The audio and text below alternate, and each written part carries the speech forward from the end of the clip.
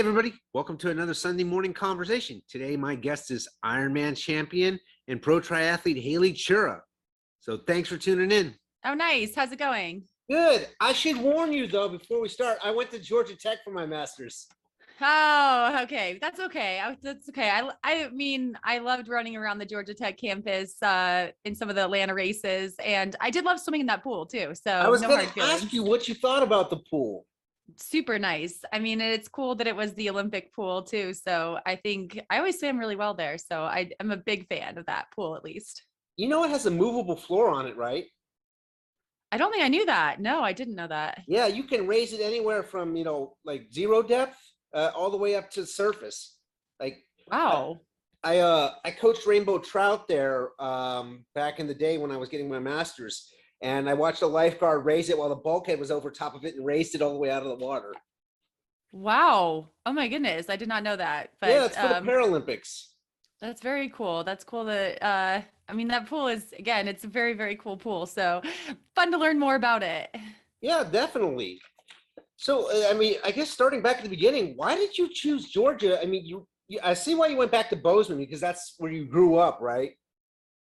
I did. I grew up in Bozeman area, and then I actually went to my last 2 years of high school in South Carolina, which was just because my dad's job at the time. And so I chose University of Georgia mostly for swimming because it was a really, really good swimming program. And I had, grown up swimming, and I just really wanted to be on the best team I could possibly be on. And at the time, Georgia women's swimming was they were always fighting for a national championship. And it was also really important to me to have a certain kind of coach and like vibe on the team. And so I took a trip there and I met the coaches. Jack Bowerly, Harvey Humphreys, Carol Capitani, and Brian Schrader were the coaches there at the time, and Jerry Champer, who I'm not sure if I met on my recruiting trip, but they had this great coaching staff, and they just seemed like really nice people. And like, I knew as an athlete that was what was going to get the best out of me. I'm not someone who really responds well to being yelled at. And some athletes want that, but I'm not. I wanted, kind of the encouragement type of coaching. And I felt like I could get that there. And then I met some of the women who were on the team, and they just seemed like, I could be friends with them, and that they were also incredible athletes and I would learn a lot. And that is exactly what happened. So I do give 18-year-old Haley a lot of credit for a good decision. I think it's a big decision to make when you're so young, and it does impact the rest of your life a lot. But I love that. And I will admit, I did like going to like a bigger school. I think that, some people don't necessarily want to be small fish in a big pond, but that was something I thought would be really good for me and help get the most out of me. And I think it was the right place for me. So you went to at least 2 Olympic trials, and technically a third because of the marathon, right? Yes. Yeah. No, you've done your homework. I'm impressed. But yes, I swam in the 2004 Olympic trials, which were in Long Beach, California. And that was pretty unique because it was in a temporary pool. It's the first time I was in a temporary pool. Mm-hmm. Yeah. And so it's like they just built this pool in a big parking lot. And we were all kind of wondering how this would work, because we're like, is it going to have soft sides? We're thinking of like a backyard pool, but it wasn't. It was actually a very, very fast pool, incredibly cool environment. And I swam the 200 backstroke, and I swam really well in prelims, and I qualified for semifinals. And then I swim in semifinals and I finished 9th, which only the top 8 go on to finals. I finished 9th by 2/100ths of a second. So very, very small margins, but I did not qualify for finals, but I did get those 2 really good swims, and I got to finish 9th at that Olympic trials. And one of the coolest things that came out of that was my roommate and teammate, Carolyn Joyce. She actually won the 100 freestyle. And my biggest memory from that race was standing in the stands with Melissa Klein, who's another teammate, and just losing it when Kara won the 100 free, because she qualified for her first Olympic team. She beat Natalie Coughlin, who was just an incredible, legendary American swimmer. And we were just going nuts. And so that's probably my biggest memory of those trials is, just being in the stands with the team cheering for Kara. Yeah. And the nice thing, I think both those trials were outdoors, right? Because I know Long Beach was outdoors completely. Yes, Long Beach was outside, which as a backstroker didn't really suit me. A backstroker with probably not the best peripheral vision. That wasn't quite in my favor. I might have hit the lane line a couple times, which I regret that with the 2/100ths margin, but that's life. But 2008 was actually the first year that they had it in Omaha, Nebraska. And so that was in a temporary pool inside a basketball arena, which was indoors. And so in 2008, I was a very different athlete. I graduated in 2007, and I was working in public accounting, and I had a trials cut, but I really had no intention of racing at trials until one of my bosses actually at the accounting firm, he found out that I had that trials cut, and I think he was like, you should go, like, you got to seize these opportunities. And so I also kind of wanted to go cheer on some of my old teammates who were trying to make the team. And so at that time, I hadn't really been swimming much, but Kara's brother, Sean Joyce, had actually convinced me to join Dynamo Masters. So a masters team, swim team. So 18 and up, in Atlanta, Georgia. And I was hesitant because after I graduated, I didn't really intend to swim anymore, but I knew that if I needed to go to trials, I needed to actually train. So I showed up for a couple of these practices, and it was just so much fun. I mean, the vibe was incredible. Maria Thrash was the coach there at the time. She also did coach at Georgia Tech, so you have that in common, but she's a big Tech fan. But it was just so fun. There was this group of just really energetic young people, and some older people who were, just really into swimming, and they really cheered me on. And that was very unexpected and surprising. Even though I had no aspirations of making the Olympic team, I knew that I was only swimming 5 times a week. And previously I had swum, 10 times a week and lifted weights and dedicated everything to that. And this time I was working full time, working through tax season, swimming 5 times a week, just doing what I could. And so I went to those trials in a different spot. I was very nervous that I would get last, but I actually know someone who I think did get last in the 2000 Olympic trials. And sometimes I think it's helpful to kind of project your experience on someone else. And when he got last in the 2000 Olympic trials, I still thought the world of him. I was 15 at the time, and I just thought it was so cool that someone I knew had been in the Olympic trials. And so I tried to remember that, when I was, I can't remember. I guess I was like 22 when I went to 2008 Olympic trials. And I was like, okay, you're still at the Olympic trials, and you're a accountant at the Olympic trials. Like, it's okay to get last. And I actually didn't get last. I actually did okay. I think I got like 34th, which was better than I expected. So some of that fitness did stick around. And then from there, meeting those people at Dynamo Multisport or Dynamo Masters, they started the multisport team, I think, in 2009. So right after that, that was what really got me into triathlon. So it's kind of a wild path, but everyone has a wild path to the sport. But that was, mine. It was nudges from swimming friends and even my professional career accounting colleagues. I also stayed in Atlanta after graduation. So we probably know a lot of the same people from here that they stayed in triathlon or swimming. It's a surprisingly active multi-sport community. I think that was something I didn't expect when I moved to Atlanta. I kind of moved there because it's the easiest place to get a job when you graduate from the University of Georgia. I think it was, I could just drive in there, interview, got offered a job and took it because I just didn't really know exactly what I wanted to do with the rest of my life. And so that was how I ended up in Atlanta. I didn't intend to be there. I thought, okay, I'll just do this to buy some time. And I ended up working at Bennett Thrasher, which is a regional accounting firm there. And I worked as an auditor, and I really loved it. Like, I loved my colleagues. I loved the work. I was learning a lot. And then again, the multi-sport community, like you said, I'm sure we have a lot of overlap. It was surprising. I was surprised at how good the cycling was, that people were willing to kind of teach me how to ride a bike, what to wear, where to go, because that's hard. That's really hard when you're starting out in triathlon. And this was, before social media was super prevalent and you could kind of learn from other people. I needed some guidance. And so Betty Janelle was one of the first people who took me out on a bike ride and told me to get bike shorts because riding in running shorts is not the best idea. And then Matthew Rose, who is still my coach today, he, he was starting Dynamo Multisport, and I think I was his third athlete. And so it's pretty cool that to see how far, we both have come since then. Yeah, I think you definitely get the title for a pro that wears the least amount of clothing. I know. I grew up in The reason behind Montana. that?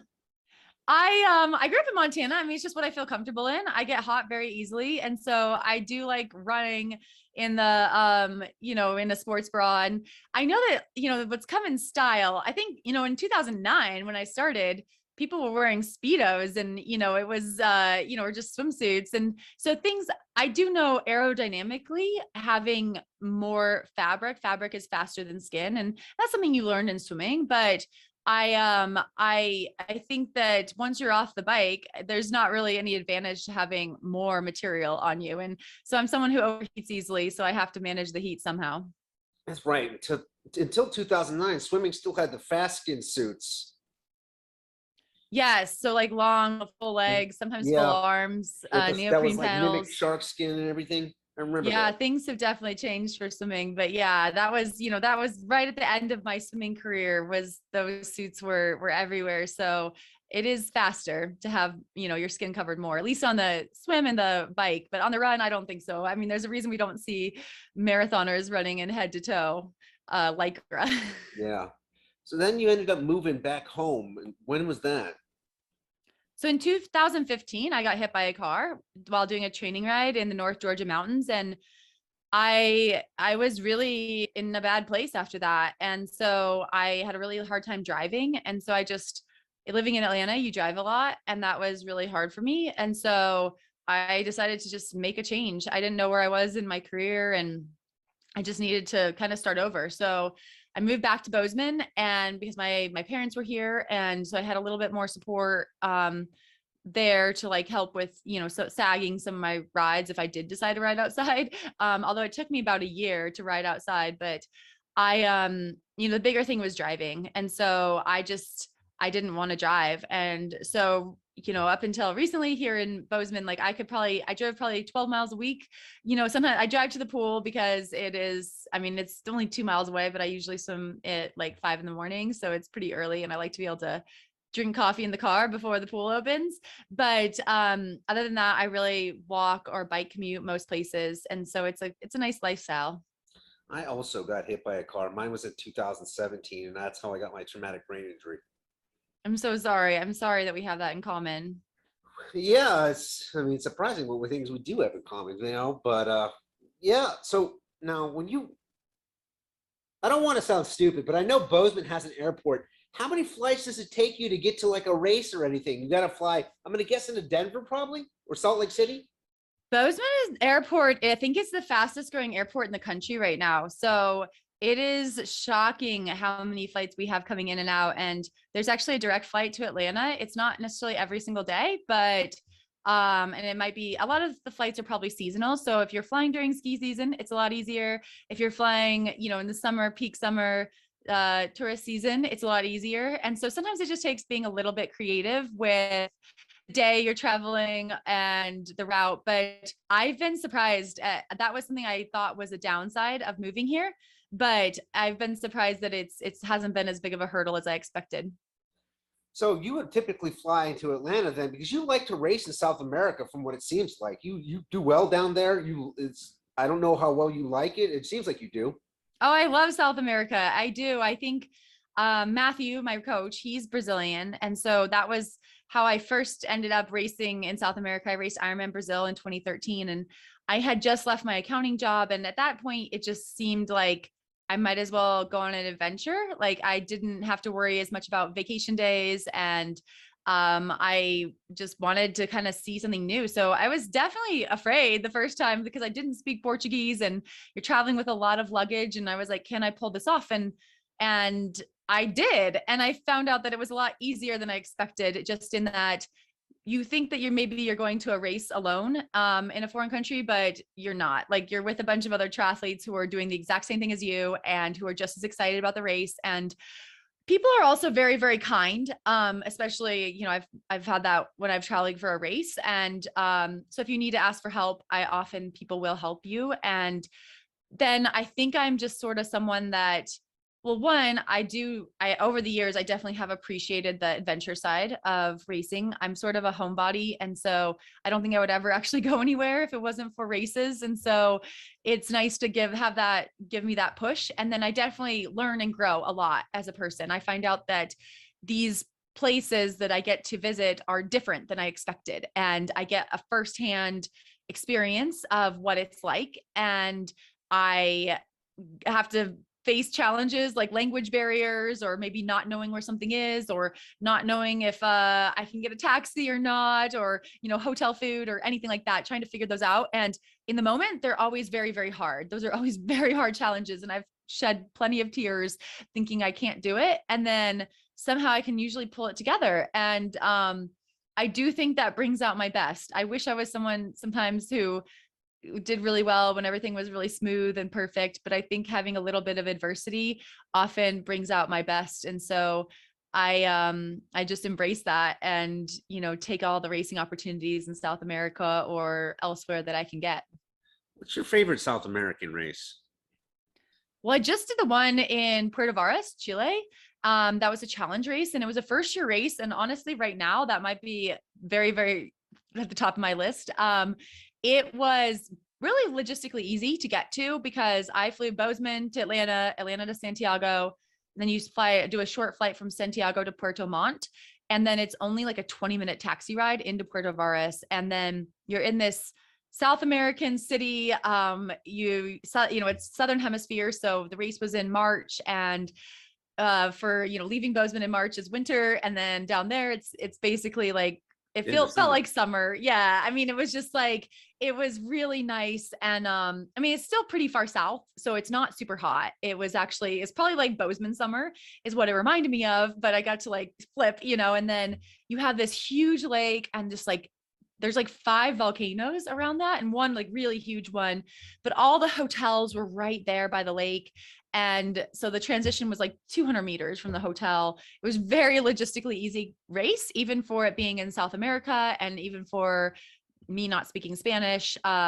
I just thought it was really fun. I mean, the turnaround on the swim was in this huge lake. It wasn't too cold. I mean, it's on the colder side. You definitely want a wetsuit, but I didn't find it terribly cold. And then the bike is rolling hills, but at the turnaround, you have like this huge volcano view that you're like turning around right in front of. It's so cool.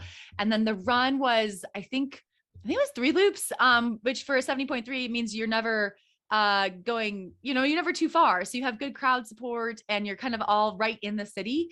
And so I just love that vibe. So definitely put that one on your list if you're thinking about traveling to South America. Plus, you won. You actually do really, really well down there too. Yeah, like again, I do think something I've learned is that, the South American races are they're a little challenging in certain ways. Like there's sometimes you can't see the course ahead of time.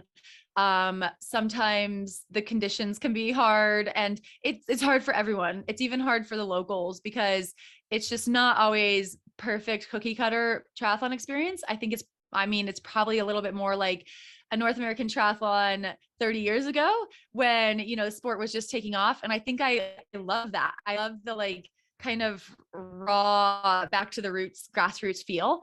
And I am also someone I think who does well when things go wrong. I'm pretty good at problem solving in the moment. So, it's like, for example, I didn't have, or I think the bags fell over in the wind blew in, the bags fell over, and I'm pretty good at not freaking out about something like that. I'm like, okay, gonna find my bag, and transition might take a little bit longer. That's okay. It's like things like that. Just, I don't think frazzle me too much. And, I guess that's a good skill to have.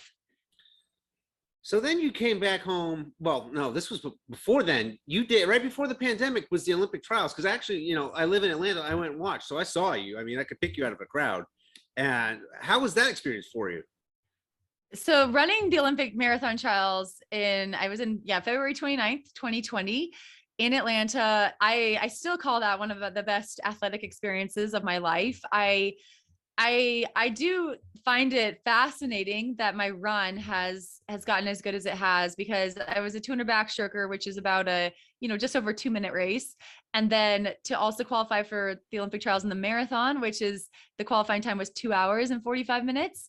I give myself some credit as an athlete to like having that kind of range. I think that's pretty cool, and two very, very different sports. And so I think part of my reason for qualifying was because it was in Atlanta, which is a city that's so important to me as an athlete. And then part of it was, just to be part of that historic event. It was the most women who had ever qualified for the Olympic trials, marathon trials. And I think, one of the things was, one of the reasons there were so many women who qualified was because some women qualified that we knew or came close to qualifying. And a lot of us were like, hey, okay, I've run races with her. I've been pretty close. She just qualified for Olympic trials. Maybe I can do it. And that just snowballed. And that was exactly how it was. I think Caroline Coble, who's another pro triathlete, she had run the California International Marathon the year before I did it and came very close to qualifying. And again, I'd raced with her in triathlon, and I knew that my run times weren't that different from hers. And I was like, okay, if Caroline can do this, maybe I can. And so that did inspire me a little bit. And I wasn't sure. I mean, I had to hold 6:15 pace for a marathon, which I had never done. My best off the bike marathon before that was 3:08 in Ironman Brazil. And so I told myself, hopefully if there's no swim and bike before, I can go a little faster, but still it's a pretty significant drop. But and then again, Betty Janelle, who was one of the people who got me into the sport, she was going through cancer treatment at the time in Atlanta. And so she couldn't travel. And I just thought it would be really special to do the race, the huge race that was, right out her front door. And so that was a big part of it as well. And the actual race day experience was so cool. I mean, the Atlanta Track Club did such a good job. I don't think we'll ever see a race like that again, because they just rolled out the red carpet for us and made us feel so special. And again, this was more similar to my 2008 trials experience with swimming, where I knew I wasn't going to make the team, but I felt like I was just as valued in being there and being in this like historic race. And I loved running the streets of Atlanta. These are streets that we were running right down, Peachtree Street, iconic Atlanta landmarks, just right out Centennial Olympic Park. It was cool. And then just so much support from the Atlanta community. That was another really neat thing. There were people from all parts of my life. I had my one of my old bosses from Bennett Thrasher, Brian Ham, he was out there cheering. And then one of my college swimming teammates, Lindsay Gagnon she was out there and cheering. And then I guess my Kara's brother, Sean, who I mentioned earlier, he was out there with his kids, cheering for me. And then, and then obviously the Dynamo multi-sport community, some of my athletes that I coach who are still in Atlanta, some of my really good friends. And that was just so special. I mean, I can't imagine having that, like, it's just such a unique experience to have people from, basically almost 2 decades of your life able to be on those sidelines watching you run this historic race in a city that meant so much. And so I finished, I think 304th or 305th. So I was pretty far back. Not a PR, not a great run at all necessarily, but it was really special. And I will definitely remember that race for the rest of my life. Well, not only that, but it was actually kind of a tough course, because I ran it one of the off days before it came up. I'm like, wow, this is kind of tough, a little bit, hilly. It was very tough. It was very hilly. I think that's still the hilliest course I've ever done. And, I knew it'd be hilly. I lived in Atlanta. I knew Atlanta was hilly. I think some people were caught off guard by that, but Atlanta is very hilly. And so I knew it would be like that. And then it was also very windy. I think the wind caught me a little off guard, especially down by I guess what was then Turner Field. It is not anymore, the Georgia State Stadium now. And it was, that was very windy, but it was one of those moments down there. I was not feeling well, and you're, maybe 3 miles from the finish. And I, felt like I was hunched over in the wind, like trying to get up some of those hills. But they lit the torch, which I think was the first time since the 1996 Olympics that they lit the torch. And I did look up at that and I was like, okay, like savor this moment, because that's really cool. And I mean, again, those are the moments that without sports, I would never get to experience. How much do you think just qualifying for the trials has helped you in triathlon? Like knowing what your limits are to push it on an Ironman? Oh, absolutely. My running is definitely improved since then. I mean, it took me a little while to kind of get, because I did have to back off the swimming and cycling to make that, sub 2:45 qualifying time, because I couldn't really do that while also triathlon training. I just really needed to focus on running. And so I mean, it was hard because right after that trials, also the pandemic started. And so I was, definitely down for a little bit, because I think just didn't know about health and wellness and just what was happening in the world. And so it took a long time for me to kind of get myself going again and just asking myself if I still wanted to continue racing. But in 2021, I did do Ironman Coeur d'Alene, and it was a very hot day, and I ran a 3:05 marathon off the bike, which was my best off the bike marathon. And I definitely took some of that experience in running a standalone marathon, in that I'm not as scared of those fast times. It's like, okay, I know kind of more, my body knows like how to handle a faster run pace, and how to fuel better. I think that was another thing. Like I think that was my key at CIM when I qualified. I took in a lot of gels, a ridiculous amount of gels. And so I do think that that was part of, I realized that that's, it's really, really important. And that is really important in an Ironman marathon. I also realized how different they are. A standalone marathon versus an Ironman marathon, they're very, very different. The training for them is very different, and the demands on your body are different. And then psychologically, they're very different during the race. And I coach runners and I coach triathletes. And so that has helped me a lot as a coach, just because running is very hard on your body. I mean, I was shocked at how tired I was training for the marathon. Even though it was probably half as many hours of training as when I typically train for an Ironman or even a 70.3, but running is so much impact on your body. And so I realized, you have to really respect that, how much impact there is on your body when you're running and how much recovery you need. And then Ironman marathon is a lot more about, not slowing down and running off the bike. And so you have to come off the bike feeling okay. And I do believe that there is an overlap between cycling fitness and run fitness. And so when you are training for Ironman, I do believe that riding a lot is helping your running. But I do think, you have to practice running off the bike, because that is a different feeling. And you have to practice like fueling even more, because it's definitely even more important when you're starting that marathon at 1 or 2 o'clock in the afternoon and it's a lot hotter. And so fueling, heat management are a little bit more important. In a regular marathon, I actually think pacing is more important, not going out too fast. I think in Ironman, sometimes people go out too fast, but not crazy, because most people coming off the bike feel pretty bad. Yeah, Coeur d'Alene is always hot. Even no matter where Ironman will move it, it just always seems to be hot. It is surprisingly hot. I've done the half several times, and that wasn't nearly as bad. And the half there, I think, is one of my favorite races. And doing 2 loops of that course might be a little excessive for the full Ironman, but it is a gorgeous, gorgeous place to visit and to race. And I love that community so much. So what's the rest of your season look like now, since you started so early in March with Puerto Vallartas? Yeah, I'm actually taking a little bit of a break right now. I just raced St. George, and then I got a crazy opportunity to race the Pro-Am relay, the PTO Pro-Am relay in Los Angeles, where I just rode the bike. That was 1 week after the Ironman, and which was an experience. I had never raced that close after an Ironman before. And the week between felt terrible, but the actual bike ride didn't feel too bad. So that was kind of fun.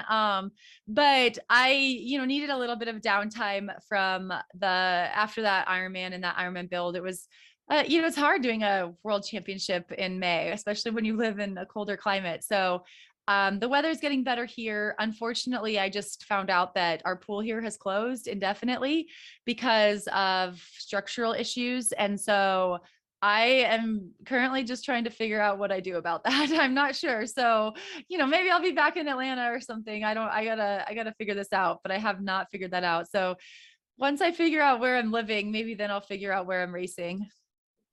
Okay, that's fair. So get you out of here on this question. How long do you think you can keep doing? Because I know we're the same age. I mean, I think we're both 36, right? Yeah, yeah, I'm 36. I'll be 37 this summer. And I don't know. Some days I feel very tired. And then some days I look at athletes like Didi Griesbauer who are still racing pro at age 51. And I realize, okay, maybe I'm early in my career. So I don't know. I mean, I remember being in Kona one year and watching there were like three athletes in like the 80-year-old category and watching them up there. And I was like, oh, I want to be them. But maybe not at the pro level. Maybe I will do a little bit more recreational racing by the time I'm that age. But I do love the lifestyle, and I again, I don't know if I'll race at the pro level forever, but I have some goals that aren't totally done, with racing at a high level. And there's still things that I would like to do, and races I would like to do. And so whether I get to do those or not, time will tell. But I mean, admittedly, I'm probably toward the end, or more closer to the end of my professional racing career than I am to the beginning. But I'm also, I'm feeling very fulfilled by coaching and kind of using my experiences to help other athletes. And that's been something that's, grown in the last couple of years. And honestly, like the last week or two, when I've had some bad news about the pool and other things, my athletes have been what has been like carrying me through and kind of living vicariously through their races. So that might be my transition in the sport. So I'm still in the sport, but maybe in a slightly different role. Do you think you'll ever go back to public accounting? I wouldn't say no. I mean, it's nice having that in my back pocket, just because most of the time accounting firms are always hiring. And so I think that having those skills is very valuable. And then, I mean, being a pro athlete, you're basically running your own business. So it's also nice to have some of those skills. So I don't know if I'd necessarily go back to auditing in that same respect, because I think that while I do actually believe I'd be a better auditor now than I was then, just having more life experience, I think that there are other areas of, business that I would find more fulfilling and enjoy, and more areas to grow. So I'll never say never, but right now I think that there's lots of opportunities, hopefully. I'm going to follow this up one, because first of all, I'm going to assume you do your own taxes, but do you have to pay taxes in every country you win prize money in? It depends. And I do my own taxes. I'm not a tax expert, and I'm definitely not a foreign tax credit expert. But sometimes when you're racing in a foreign country, they actually withhold your taxes, like if you make prize money. So they will withhold taxes, and then you get a foreign tax credit on your own taxes. So to be honest, my taxes are much, much, much more complicated now, even making much less money than they ever were when I was in accounting. So that is definitely, I mean, sometimes I do have to reach out and get some help, because things can get a little complicated. I can see that. Well, Haley, thanks for joining me today. I appreciate it. Yeah, it's great chatting with you and Eric, and thanks for having me, and enjoy Atlanta summer. I mean, stay cool out there. Yeah, reach out if you're in Atlanta. Maybe I'll stop by and say hi or something. Yeah, absolutely. Take Thanks it for easy. having me.